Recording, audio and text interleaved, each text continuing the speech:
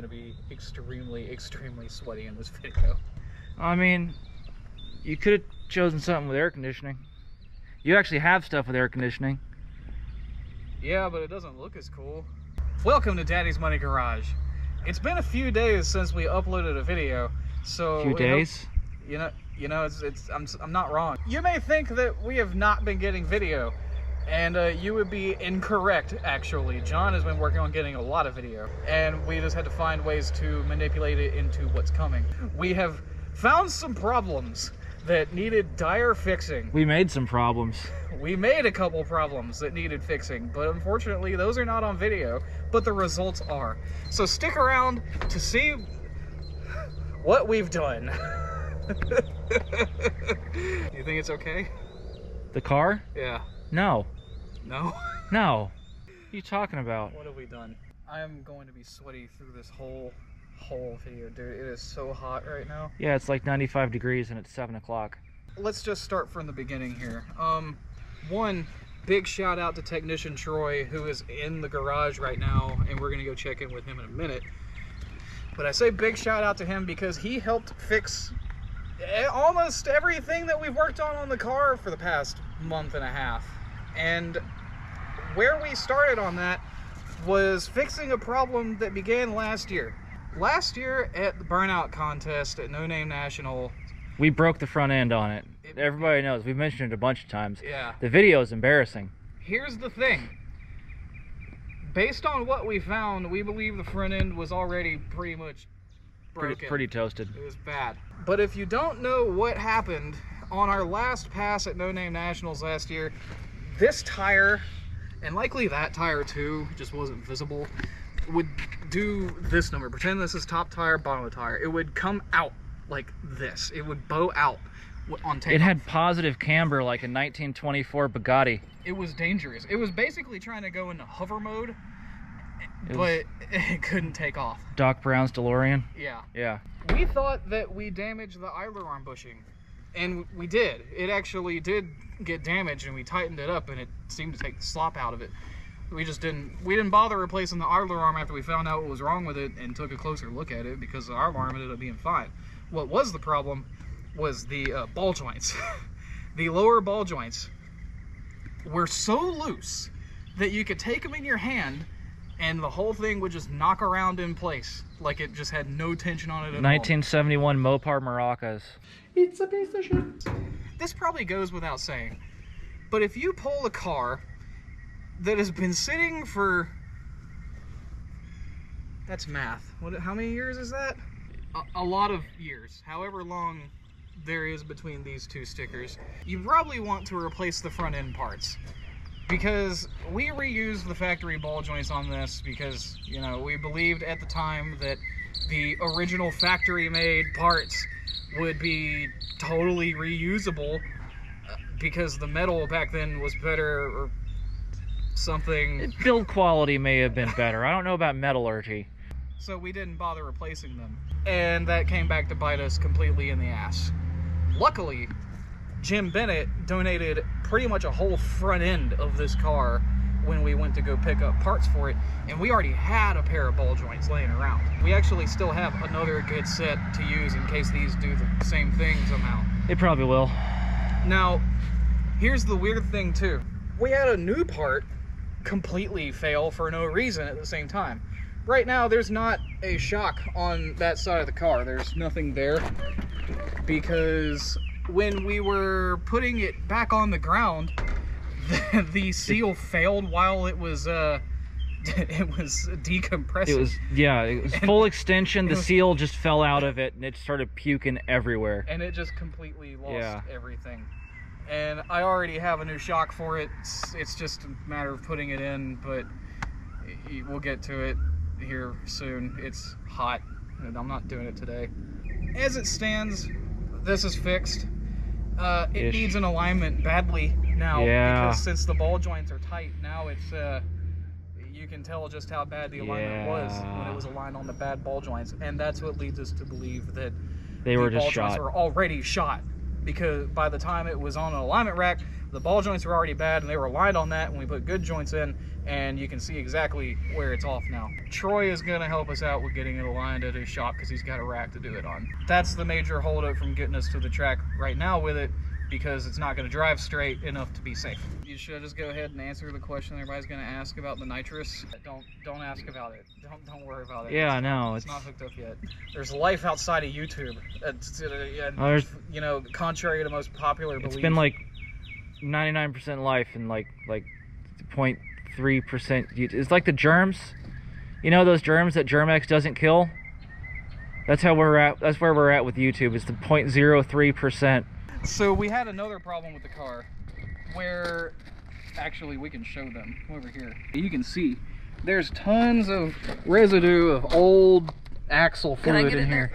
Oh look, I can just take off my finger. Yeah. From where it's just nastiness, it's right? gross. We thought that one of the axle seals on this side had failed. And by axle seal, what I'm talking about is the gasket that goes between the flange for the axle and the backing plate for the drum brakes. It's just a thin little gasket. We thought that failed. Well, we ordered a kit that contained every single axle seal and gasket for the rear end because it was cheaper than just buying one gasket individually, and we could keep the rest as spares. When we ordered this kit, we noticed that it contained two like wheel seal looking deals. We didn't even know that those existed when we put the car together. No one told us it existed. So all the fluid was just constantly going to one side and spraying somewhere, and there was a little bit of a leak somewhere and it just shot everywhere. This would usually be an hour repair. It's not that hard to take the axles out and put seals in it. No, that was the easy part. It took us about 6 or 7 hours to change these gaskets, and there's a big reason why. So when we got this axle tube from Jim Bennett, we noticed that it had a drain plug. Mopar 8 3/4 axles don't have a drain plug, so somebody added this. Somebody had this welded in, a bung. Yeah. So when I went to drain the fluid, because we were going to pull the diff out and put the actual gasket in, because we didn't have that, we just used RTV. We were going to go back and fix it right and put it back together. When I went to tighten up the drain plug, the bung that the plug was threaded into pushed into the axle tube, and we couldn't get it out. The weld around it had failed, and it was just clanking around inside of the axle tube. So now you have this gigantic gaping hole in the axle. In the bottom of the diff housing. you can't fit the piece that's in there back through it. We spent, God, 2 hours with a magnet, zip ties, pliers. We tried to drill the hole bigger to get it out, and just everything we could do to just try to get the thing out. And we were doing all that because we couldn't get the carrier out. That's right. I'm skipping a step here. Yeah. Know that we did all of that, and they're probably already asking why we did that instead of just taking out the diff. Let me tell you why we didn't take out the diff immediately. Because we already tried that, and it was cemented in place. Do you know why you should use a gasket on things? Because it provides a breakaway layer between two parts that you probably don't want completely cemented together with RTV. How stuck was that diff, John? Me and Troy beat on it for an hour each, trying to get it off of there. It was stuck. We used everything that we could possibly have. Like, there is an ungodly amount of tools in here for doing anything you want to a car. And we tried the biggest chisel we could to knock the diff loose just somewhere. We tried taking pry bars on each side and pulling the axle back just a little bit. And then Troy, with like the smallest possible little wedge, he caught a little gap. And then that's all you needed to just try to work it loose. But that took about an hour and a half. And it was just a pile of despair the whole time. That was after it ended up with a gouge in it about that deep. I cannot tell you how much I do not give a fuck about that gouge. The diff came loose, and we got the piece out, and we cleaned it out, replaced the seals, put the seals in that we didn't even know existed beforehand, and everything's good. But now there's still this hole. So you know, we did what any logical person would do, and just show them, John. I don't want to. I promise you, it's totally not like a 1/4 inch thick thing of quick steel there now. Is it a dumb idea if it works? Well, it's a dumb idea in general. Whether it works or not is kind of beside the point. It's not leaking, is it? No. Then it's not a dumb idea. You know how much those things are? They're like gold to Mopar people for some damn reason. We have been working on the car. It's just, you know, nothing really too terribly interesting. Nothing exciting. He won a car show. No, I came in second place at a car show. Oh, I thought you... The judges were drunk. Oh. Like really? No, they weren't. They actually really liked the car and the story behind it, so that's cool. Yeah. That's partly because of you guys, so thank you for that. I have a plaque for this car now.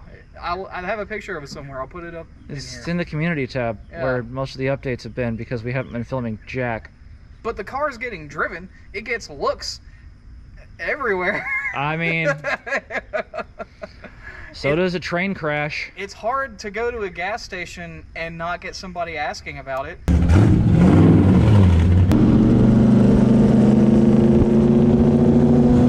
Especially when the non-ethanol resistant O-ring is swollen and I'm back there trying to, you know, take the fuel cap off without breaking it in 5 pieces. Don't click off yet, because we're gonna go talk to the guy that has helped us with fixing this thing a lot recently, and who we are slowly acquiring the rights to this property from. It's not how that works. You're gonna get shot. It is how that works. Technician Troy. Troy, piece of shit! You're on video right now. Are you scared? No, I'm mocking up wiring. This is not. It's just there. Momentary switch. Mocking up wiring for my line lock I just installed, and then I got to bleed the brakes and then wire it up, and then big fat smoky burnout. But yeah, so right now I'm trying to figure out where I want to feed these wires in. I have a whole switch panel, but I plan on putting 2-step, maybe nitrous at some point, something like that. So right now I'm just mocking this up for no name and trying to see if it'll be functional. I'll probably wind up getting a different drive or a steering wheel, to be honest, because these are slotted. And I think I'm just going to go ahead and get the one that's got the switches on it, like Fast and Furious? Yeah, sure. I mean, I was thinking more along the lines of like actual drag racers, you know, where they got buttons and stuff. Oh, yeah, buttons. Not ejectocito and see, nitrous. that's where nitrous. So we installed switches in our car, not buttons. Oh, but holy crap, who worked in here? Oh, I did. Troy, on a scale of 1 to holy shit, how bad was that rear end stuck? Well, I used a 5-pound sledgehammer and a wrecking chisel to get it to break loose.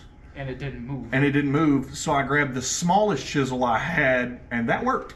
So, but we beat the hell out of it for probably 30 minutes, honestly. No, it was more than that. It would have been easier if I was on a lift. I could have got more leverage, I'll be honest with you. But, I mean, it was stuck like a center member would be. Ball joints are crap. We got those put in. And, well, I didn't get those put in. I put one in, and then... You put one in because you just started doing it, and you just didn't stop. Yeah, I'll be honest with you. If you'd like, you can go over to my channel once you see this video, and you can watch one of the shorts that says exactly what I did while they were working on the rear end. Nothing. Something along the lines of where my feet were kicked up, and I was having a fresca, and I was supervising. That's what I was doing.